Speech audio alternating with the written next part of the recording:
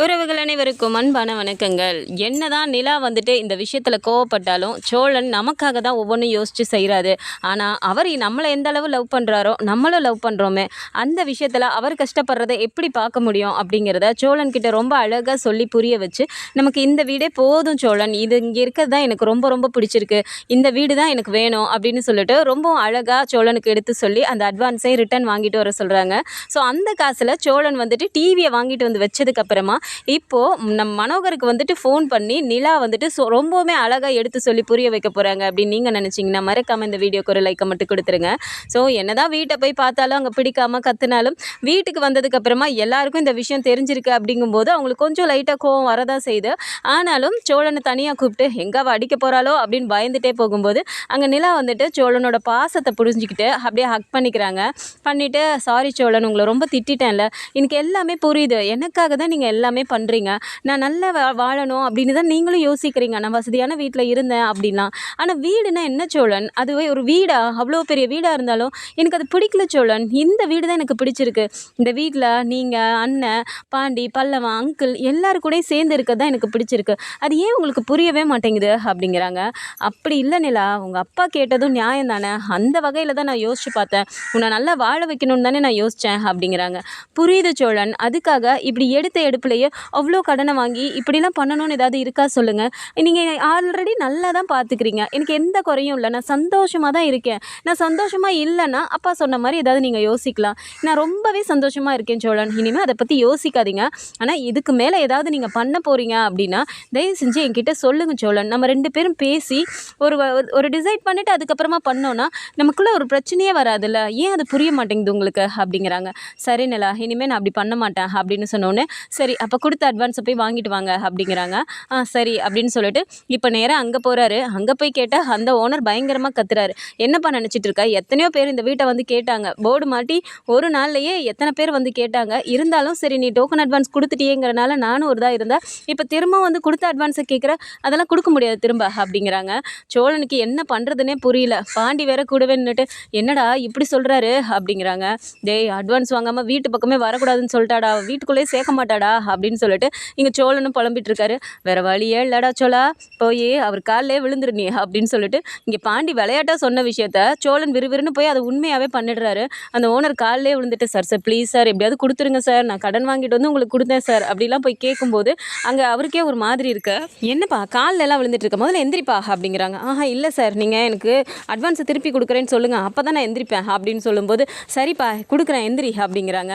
சரின்னு எழுந்திரிச்சு நின்னோன்னே sorry sir தப்பு தான், நான் ஒரு முடிவு எடுத்துகிட்டு நான் உங்களுக்கு இந்த வீட்டை எடுத்துக்கிறேன்னு சொல்லி நான் அட்வான்ஸை கொடுத்துட்டேன், ஆனால் என் ஒய்ஃபுக்கு பிடிக்கலையே சார், நான் மட்டும் எப்படி சார் இந்த வீட்டில் வந்து இருக்க முடியும், யோசிச்சு பாருங்கள் சார் அப்படின்னோடனே இப்போ அவங்க ஒய்ஃபும் பார்த்துட்டு எங்க கொடுத்துருங்க பாவங்க கெஞ்சுறாருல அப்படிங்கிறாங்க.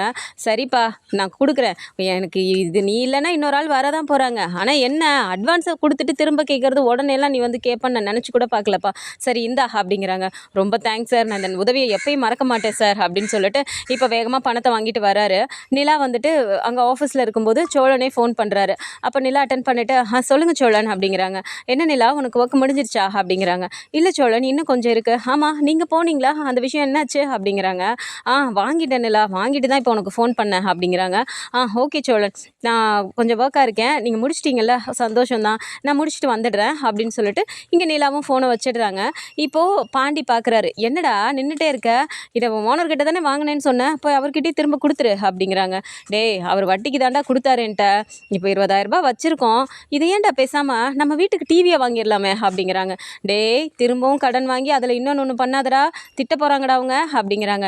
அப்படி இல்லைடா, ஏற்கனவே டிவி வாங்க வச்சுருந்த காசு தான் அந்த மாதிரி போயிடுச்சு, பல்லவனும் ரொம்ப ஒரு மாதிரி ஃபீல் பண்ணிட்டுருக்கான், இப்போ வீட்டில் ஒரு பொருளும் இல்லைங்கிறனால தானே அவரும் அப்படி பேசினார், இந்த காசு வாங்கின கடன் அப்படியே இருக்கட்டும், 20,000 ரூபாய் தானே, 2 லட்சம் நான் கடன் வாங்கியிருந்தா தான் நிலா திட்டுவா, இதை நான் அவகிட்ட சொல்லி புரிய வச்சுக்கிறேன்டா, பல்லவனும் கொஞ்சம் சந்தோஷப்படுவான்ல, வீட்டுக்கும் ஒரு பொருள் வாங்கின மாதிரி ஆயிடுச்சு, இந்த வீட்டை டெவலப் பண்ணுங்கிறதாண்டா நிலாவோட ஆசை, அதனால் இதுக்கெலாம் அவள் ஒன்றும் சொல்ல மாட்டா, எனக்கு இந்த விஷயத்துலலாம் அவளை புரிஞ்சிருக்கேன்டா நான், அவ்வளோ கடனுங்கும் போது அவள் ஏற்றுக்க முடியல, இதுக்கு ஒன்றும் சொல்ல மாட்டா, ஓனர்கிட்ட தானே நான் கொஞ்சம் கொஞ்சமாக கொடுத்து அடைச்சிடுவேன், நீ வா நம்ம டிவி வாங்கிட்டு போகலாம் அப்படிங்கிறாங்க. டேய், எதுக்கும் ஒரு வாட்டி அவங்கக்கிட்ட கேட்டுக்கோடா அப்படிங்கிறாங்க. டேய், அதுதான் சர்ப்ரைஸ் பண்ணணும்னு நினச்சி நான் பண்ணது சொதப்பிடுச்சு, இதாவது சர்ப்ரைஸாக இருக்கட்டுமே அப்படிங்கிறாங்க. என்னமோ பண்ணு அப்படின்னு சொல்லிட்டு 2 பேரும் போகிறாங்க. போயிட்டு அவங்க இருக்கிற காசோட இன்னும் பாண்டியும் சோழனும் இன்னும் கொஞ்சம் கொஞ்சம் மேற்கொண்டு காசு போட்டு ஒரு அழகாக ஒரு டிவியும் வாங்கிட்டு இப்போ வீட்டுக்கு வராங்க. ஸோ வீட்டுக்கு வந்தோடனே இங்கே நிலா பார்க்குறாங்க. என்ன பாண்டி கூட சேர்ந்து வராரு அப்படின்னு சொல்லிட்டு இப்படி பார்க்குறாங்க. அப்போது சேரனை கூப்பிட்டு அண்ணா ஒரு நிமிஷம் வெளியே வாயேன் அப்படிங்கிறாங்க. அதை வரேன்டா அப்படின்னு சொல்லிட்டு வெளியே போனோடனே இங்கே பல்லவனும் வேகமாக வெளியே போகிறாரு. போனால் இப்படி 3 பேருமா சேர்ந்து தூக்கிட்டு வரும்போது நிலா பார்க்குறாங்க. என்ன இது அப்படிங்கிறாங்க. கொண்டு வந்து வச்சோடனே பார்த்தா டிவி.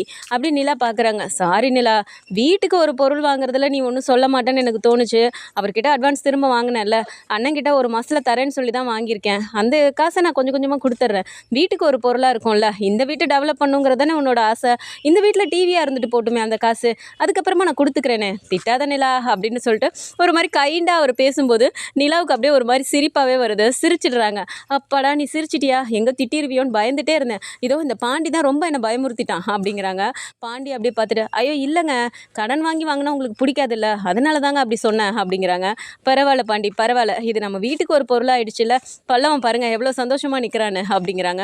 ஆமாம் நீ டிவி வரப்போகுதுன்னு சொல்லிட்டு அண்ணன் நெட் கனெக்ஷன்லாம் கொடுத்து வச்சிச்சு. நம்ம டேபிளுக்கு பில்லாம் தொடச்சி வச்சோம், கடைசியில் ஒன்றும் இல்லாமல் போயிடுச்சு. அந்த நெட் கனெக்ஷன் வீணாக போகும்ல நீ, இப்போ டிவி வந்துருச்சுல, நம்ம சூப்பராக உட்காந்து எல்லோரும் டிவி பார்க்கலாம் அப்படின்ட்டு. அண்ணா சூப்பர்ண்ணே, ரொம்ப தேங்க்ஸ்ண்ணே அப்படின்னு சொல்லிட்டு பல்லவன் அங்கே போயிட்டு சோழனுக்கு முத்தம்லாம் கொடுக்குறாரு. டே சரிடா போ, டிவியை போய் அங்கே கனெக்ஷன் பண்ணுற வேலையை பாரு அப்படிங்கிறாங்க. இதோ உடனேண்ணே இதை பண்ணிட்டு தான் இப்போ நான் உட்கார போகிறேன் பாரு அப்படின்னு சொல்லிட்டு வேகமாக அப்படியே பல்லவன் ஆர்வத்தோடு எடுக்கும்போது நீலா பார்த்துட்டு சிரிக்கிறாங்க. பல்லவா பார்த்துடா பொறுமையாக பண்ணு அப்படிங்கிறாங்க. சேரனும் அப்படியே சிரிச்சிட்டே நிற்கிறாரு. இப்போ இந்த கனெக்ஷன் கொடுக்குற வேலையெல்லாம் நடந்துட்டு இருக்கும்போது நடேசன் அப்போ தான் வராரு. வந்தோடனே இப்படி பார்த்துட்டு டிவி வீட்டுக்கு வந்துருச்சு அப்படின்னோடனே அப்படியே ஒரு மாதிரி பார்க்குறாரு. நான் அப்படியே சோழன் பார்த்துட்டு யோ நடேசா என்ன, நம்ம தான் ஏற்கனவே டிவி வாங்க போன காசை வந்து சொதப்பி விட்டோமே, நம்மளுக்கு அதை இது பண்ணிட்டோமே, திரும்பவும் அவனுக்கு டிவி வாங்கிட்டானுங்களேன்னு அப்படியே உனக்கு திகச்சு போய் பார்க்குறியா அப்படிங்கிறாங்க. டேய் ஏன்டா இப்போ தான் மருமக கொஞ்சம் என்கிட்ட பேச ஆரம்பிச்சிருக்கா, அது பொறுக்கலையா, திரும்ப அவளுக்கு நீ ஞாபகப்படுத்துறியா அப்படிங்கிறாங்க. என்ன தான் அவன் மது பண்ணாலும் அவன் நீ பண்ண தப்பெல்லாம் மறந்துடுவான்னு நீ நினச்சிட்டு இருக்கியா அப்படிங்கிறாங்க. டேய் என் மருமகளே சும்மா இருந்தாலும் நீ அப்படியே சும்மா ஏற்றி விட்டுட்டு இருக்காதடா அப்படின்ட்டு. ஏமா மருமகளே இன்னமா நீ மாமா மேலே கோவமாக இருக்க அப்படிங்கிறாங்க. நான் உங்கள் மேலே கோவம் போயிடுச்சுன்னு எப்போ சொன்னேன் அப்படிங்கிறாங்க. அது சரி, இந்த இவன் ஆரம்பிச்சு விட்டான்ல, நீ அப்படியே அதை பிடிச்சிக்குவியே, டிவி மாட்டுங்க என்னமோ மாட்டுங்க போங்கடா அப்படின்னு சொல்லிட்டு அவர் வெளியில் போயிடுறாரு. எங்கே நின்னா திரும்ப ஏதாவது பேசுவாங்களோ அப்படின்ட்டு அவர் வெளியில் போய் உட்காந்துடுறாரு. இப்போ டிவிலாம் கனெக்ஷன் பண்ணோன்னே அண்ணே பர்ஃபெக்ட் அண்ணி எல்லாம் முடிஞ்சு அப்படிங்கிறாங்க. சரிடா பல்லவா ஏதாவது ஆன் பண்ண பார்க்கலாம் அப்படிங்கிறாங்க. சேரன் டக்குன்னு வந்துட்டு டேய் முதல்ல ஏதாவது ஒரு சாமி பாட்டு போடுறா கேட்கலாம், இந்த வீட்டில் முத டிவி ஓட போகுது, அதனால் ஏதாவது சாமி பாட்டு போடு அப்படின்னு சொன்ன உடனே பாண்டி பார்த்துட்டு சிரிக்கிறாரு. அண்ணா சாமி பாட்டா இருந்தால் போட்டுடலாம் அப்படின்னு சொல்லிட்டு சாமி பாட்டை தான் ஃபஸ்ட்டு போடுறாங்க. ஸோ அதுக்கப்புறமா அது நல்ல அந்த சவுண்டெல்லாம் கேட்கும்போது ரொம்பவுமே சந்தோஷமாக இங்கே பல்லவன் என்ஜாய் பண்ணிட்டு இருக்கிறதெல்லாம் வந்துட்டு நிலாவும் அப்படியே பார்த்து சிரிச்சுட்டு இப்போ சோழனை பார்க்குறாங்க. சோழனும் அப்படியே பல்லவனை பார்த்து அப்படியே சந்தோஷத்தில் நின்றுட்டு இருக்கும்போது வேகமாக போயிட்டு அப்படி சோழன் கையை அப்படி இறுக்கி பிடிச்சிக்கிறாங்க. அப்போ சோழன் டக்குன்னு திரும்பி பார்க்குறாரு. என்ன நிலா அப்படிங்கிறாங்க. தேங்க்ஸ் சோழன் அப்படிங்கிறாங்க. என்ன நிலா தேங்க்ஸ் எல்லாம் சொல்கிற, எங்கே நீ திட்டுவியோன்னு பயந்தேன், கடைசியில் நீ சிரிக்கிற தேங்க்ஸ் சொல்கிற, உன்னை என்னால் புரிஞ்சிக்கவே முடியல அப்படிங்கிறாங்க.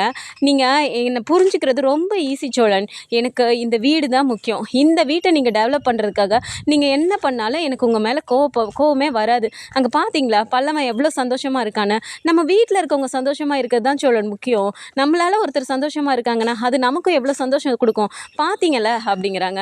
ஆமாம் நிலா புரியுது, நம்ம தனியாக போயிருந்தோன்னா இவங்க இங்கே வருத்தப்பட்டுட்டு இருந்திருப்பாங்க, அந்த வீட்டில் என்ன பொருள் இருந்திருந்தாலும் நீயும் சந்தோஷமாக இருந்திருக்க மாட்டேன், ஆனால் இங்கே அப்படி இல்லைல்ல புரியுது அப்படிங்கிறாங்க. அப்படின்னு சொல்லிட்டு இங்கே சிரிச்சிட்டே இருக்கும்போது திடீர்னு நிலா போய்ட்டு ஃபோன் எடுக்கிறாங்க. ஃபோன் எடுத்துகிட்டு இப்போ ஃபோன் பண்ணும்போது சோழன் பார்க்குறாரு. யாருக்கு நிலா அப்படிங்கிறாங்க. இருங்க சோழன் வெயிட் பண்ணுங்க அப்படின்னு சொல்லிட்டு இப்போது பல்லவா கொஞ்சம் சவுண்டு வைடா அப்படிங்கிறாங்க. இதோ வச்சிடுறேன் நீ அப்படின்னு சொல்லிட்டு நல்லா சவுண்டாக வைக்கும்போது இங்கே ஃபோன் பண்ணிட்டு ஹலோ அப்படிங்கிறாங்க. அப்போ மனோகருக்கு தான் ஃபோன் பண்ணியிருக்காங்க. மனோகர் ஃபோன் எடுத்துகிட்டு சொல்லுமா நிலா எப்படி இருக்க அப்படிங்கிறாங்க. அப்போ இங்கே சவுண்ட் அதிகமாக கேட்கும்போது என்னம்மா எங்கேயாவது வெளியே இருக்கியா, ஃபங்க்ஷன் ஏதாவது போயிருக்கியா, இவ்வளோ பாட்டு சவுண்டு கேட்குது அப்படிங்கிறாங்க. அது ஒன்றும் இல்லைப்பா, வீட்டில் டிவி சவுண்டு பல்லவன் சவுண்டாக வச்சு கேட்டுட்ருக்கான், அந்த சவுண்டு தான்ப்பா அப்படி உங்களுக்கு கேட்டிருக்கோம் அப்படின்ட்டு. ஒரு நிமிஷம் இருங்க நான் அங்கிட்டு வந்து பேசுகிறேன் அப்படின்னு சொல்லிட்டு இப்படி போகிறாங்க. டிவி சவுண்டா, அந்த வீட்டில் டிவியெலாம் இருக்காம்மா அப்படிங்கிறாங்க. ஏன்பா எங்கள் வீட்டில் நாங்கள் டிவியெலாம் வாங்க மாட்டோமா அப்படிங்கிறாங்க. அப்படி இல்லைம்மா, நான் வந்தப்போ தான் ஏதோ டிவியெல்லாம் வாங்க முடியல, ஏதோ பட்ஜெட் போட்டு வாங்கி வச்சுருந்ததெல்லாம் ஏதோ லோன் கட்டிட்டீங்கிற மாதிரி உன் மாமனார் சொன்னார், அதனால தான் கேட்டேன், டிவி வாங்கிட்டீங்களா அப்படிங்கிறாங்க. "பா டிவி கூட வாங்க முடியாமலாம் எங்கள் வீட்டில் இங்கே யாரும் இல்லைப்பா. அந்த நேரம் சூழ்நிலை வாங்க முடியல. ஆனாலும் நாங்கள் இதோ அடுத்து ஒரு வாரத்திலே வாங்கிட்டோமே. அப்படிலாம் ஒன்றும் எனக்கு இந்த வீட்டில் பிரச்சனையே இல்லைப்பா. என்னால் என்னெல்லாம் இந்த வீட்டுக்கு பண்ண முடியுமோ எல்லாருமே சேர்ந்து அதை நாங்கள் ஒன்றா பண்ணுவோம்ப்பா. எல்லாரும் சேர்ந்து இருக்கிறது தான் இந்த வீட்டில் சந்தோஷமே. பார்த்தீங்களா எவ்வளவு சந்தோஷமாக எல்லாரும் வந்துட்டு இப்போ டிவி பார்த்துட்டு சந்தோஷமாக இருக்காங்கன்னு" அப்படிங்கிறாங்க. அப்படியே மனோகருக்கு ஒரு மாதிரி ஆகுது. அப்போ நிலா வந்து ஏதோ நம்மக்கிட்ட இப்போ குத்தி காட்ட தான் பேசுகிறா அப்படின்ட்டு, "என்னம்மா ஒரு மாதிரி பேசிகிட்டு இருக்க?" அப்படிங்கிறாங்க. "அப்படிலாம் இல்லைப்பா, நான் சும்மா தான் பேசிகிட்டு இருக்கேன். ஆமாம், நான் இங்கே சந்தோஷமாக இல்லைன்னு நீங்கள் நினைக்கிறீங்களா?" அப்படிங்கிறாங்க. "ஏம்மா அப்படி கேட்குற?" அப்படின்றாங்க. "இல்லை, இந்த வீட்டை பார்த்தா தான் உங்களுக்கு வந்து அந்த மாதிரி இருக்குப்பா. மற்றபடி இந்த வீட்டில் இருக்கிறது தான் எனக்கு சந்தோஷம். வீடுனா என்ன நினச்சிங்க? பெருசாக வீடு, அதில் நிறைய பொருளெல்லாம் இருக்கணும், அப்படி ஒரு சொஃபிஸ்டிகேட்டடான ஒரு வாழ்க்கை, இந்த மாதிரி இருந்தால் தான் நல்லா இருக்கும்னு நீங்கள் நினச்சிட்டு இருக்கீங்களாப்பா?" அப்படிங்கிறாங்க. "இங்கே பாரும்மா நிலா, நீ எதை மனசில் வச்சுட்டு நீ பேசிகிட்டு இருக்கன்னு எனக்கு புரியுது. மாப்பிள்ளை உன்கிட்ட எல்லாத்தையும் சொல்லியிருப்பாருங்கிறதும் எனக்கு புரியுது. அதுக்காக நீ வந்து இப்படி கஷ்டப்பட்டுட்டு இருக்கிறதெல்லாம் என்னால் பார்த்துட்டு இருக்க முடியாதும்மா. அதனால தான் நான் அப்படி சொன்னேன்" அப்படிங்கிறாங்க. "அப்பா உங்கள் இடத்துல இருந்து யோசிச்சு பார்த்தா அதெல்லாம் நியாயம்தான். நீங்கள் உங்கள் பொண்ணு நல்லா வாழணும்னு ஆசைப்படுறீங்க. ஆனால் என் இடத்துல இருந்து கொஞ்சம் யோசிச்சு பாருங்கள். எனக்கு எது சந்தோஷத்தை கொடுக்குமோ அதுதானே எனக்கு சந்தோஷமாக இருக்கும். அதை விட்டுட்டு இவங்களை விட்டு பிரித்து வேற ஒரு வீட்டில் போய் இருந்தாலும் நீங்கள் சொல்கிற மாதிரி எல்லா பொருளும் இருந்தாலும் எனக்கு சந்தோஷம் இருக்காதுப்பா. புரிஞ்சுக்கோங்க. இனிமேல் இன்னொரு வாட்டி இந்த வீட்டை விட்டு தனி கொடுத்தன போங்க, இன்னொன்று ஒன்று நான் வாங்கி தரேன், அப்படி இப்படின்லாம் எதுவுமே சோழன்கிட்ட இந்த மாதிரி குத்தி காட்டுற மாதிரிலாம் பேசாதீங்கப்பா. என்ன போதும் போதுங்கிற அளவுக்கு சோழன் நல்லாவே பார்த்துக்கிறாரு. இப்போதைக்கு வேணால் இங்கே வசதி இல்லாமல் இருக்கலாம், ஆனால் சீக்கிரமே இந்த வீட்டுக்கு நீங்கள் எதிர்பார்த்த மாதிரி எல்லா வசதியும் எல்லாரும் நாங்கள் செய்வோம்ப்பா. ஆனால் அதுக்கு கொஞ்சம் டைம் கொடுங்க. எடுத்த உடனே பண்ணுறதுக்கு இங்கே யாரும் உங்களை மாதிரி கோடீஸ்வரங்கள்லாம் இல்லைப்பா" அப்படிங்கிறாங்க. அப்போ அப்படியே மனோகர் ஒரு மாதிரி பார்த்துட்டு, "நான் உனக்கு நல்ல கோடீஸ்வர மாப்பிள்ளையாக தான் பார்த்தேன், ஆனால் உனக்கு தானே அது பிடிக்கல" அப்படிங்கிறாங்க. "பா ப்ளீஸ் திரும்ப திரும்ப அதையே பேசாதீங்க. என்ன தான் பணம் கொட்டி கொட்டி இருந்தாலும் மனசுக்கு பிடிச்சாதான் அது வாழ்க்கை. எனக்கு இங்கே இருக்க தான் பிடிச்சிருக்கு.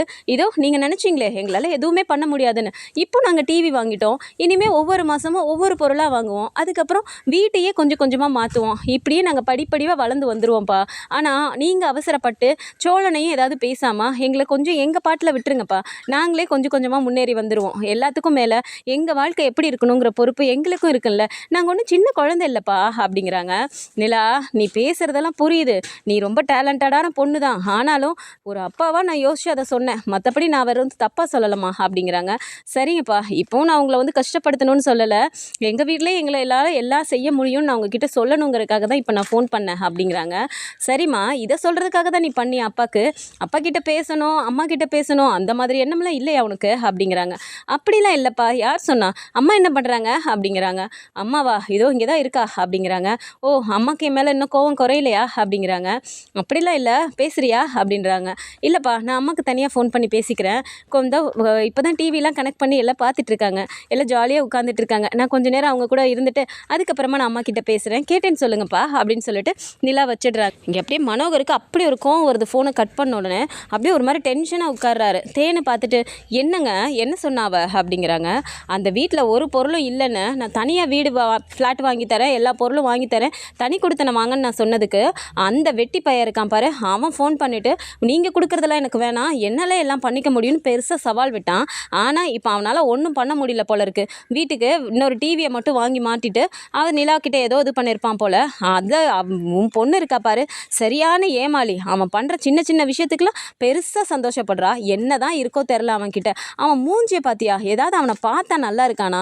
அவனை போய் எப்படி தான் உன் பொண்ணுக்கு பிடிச்சதோ தெரியல. எல்லாத்தையும் விட அந்த வீடு, அந்த குப்பை வீடு தான் அவளுக்கு பிடிச்சிருக்கான். அந்த வீட்டை விட்டு வெளியே வரமாட்டாளாம். அதிசயமாக ஒரு டிவி வாங்கிட்டாலாம். அதை எனக்கு ஃபோன் பண்ணி சொல்லி காட்டுறா" அப்படிங்கிறாங்க. "இவ என்னங்க இப்படி இருக்கா? ஏன் வயிற்றில் பிறந்துட்டு இப்படியெல்லாம் இருக்காளே, நான் யோசிச்சு கூட பார்க்கலங்க இவ இப்படியெல்லாம் இருப்பான்னு" அப்படிங்கிறாங்க. "விடு தேனே, எவ்வளோ நாளைக்குன்னு தான் நம்மளும் பார்ப்போமே. அவளோட வைரக்கமும் வீராப்பும் எத்தனை நாளைக்கு இருக்க போகுது? ஏதாவது ஒரு விஷயத்தில் அந்த ஃப்ராடு பையன் மாட்ட தானே போகிறான். ஒரு வாட்டி ஃப்ராடு பண்ணவன் திரும்ப திரும்ப ஏதாவது பண்ண தான் போகிறான். பார்த்துக்கலாம் விடு. என்னைக்கா இருந்தாலும் அவன் நம்மக்கிட்ட வந்து தானே ஆகணும். நீ எதுவும் ஃபீல் பண்ணாத விடு" அப்படிங்கிறாங்க. எனக்கு ஃபீல் பண்ணுறதெல்லாம் தாண்டி அவன் மேலே அவ்வளோ ஒரு கோவம் வருதுங்க. ஆனாலும் ஒரு பெத்த அம்மா கிட்ட ஒரு ஃபோன் பண்ணி பேசுகிறாளான்னு பார்த்தீங்களா? இப்போ கூட நான் அவங்களாம் சந்தோஷமாக இருக்காங்க, அவங்க கூட இருந்துட்டு அப்புறமா பேசுகிறேன்னு உங்ககிட்ட சொல்கிறாள்ல, இது வரைக்கும் அவள் எனக்கு ஃபோன் பண்ணலங்க அப்படிங்கிறாங்க. "விடு தேனே, அவள் பண்ணுவா. அவள் இங்கே வராமல் வேறு எங்கே போயிட போகிறா, பார்த்துக்கலாம்" அப்படின்னு சொல்லிட்டு இங்கே மனோகரும் ஒரு மாதிரி தில்லா சொல்கிறாரு. ஆனாலும் திரும்பவும் வந்துட்டு சோழன்கிட்ட ஏதாவது இது இல்லை அது இல்லைன்னு சொல்லிட்டு குடைச்சலை கொடுத்தாலும் இந்த வாட்டி இங்கே நிலா கிட்ட சொல்லிவிட்டு 2 பேரும் சேர்ந்து தான் ஒரு விஷயத்த பண்ண போகிறாங்க. இந்த மாதிரியான கதைக்களம் வந்தால் நல்லா இருக்கும்னு நினச்சி பிடிச்சிங்கன்னா மறக்காம நம்மளோட சேனலை சப்ஸ்கிரைப் பண்ணிக்கோங்க. அண்ட் வீடியோ பிடிச்சிருக்கு அப்படின்னா சின்னதாக லைக்கை மட்டும் கொடுத்துருங்க. தேங்க்ஸ் ஃபார் வாட்சிங்.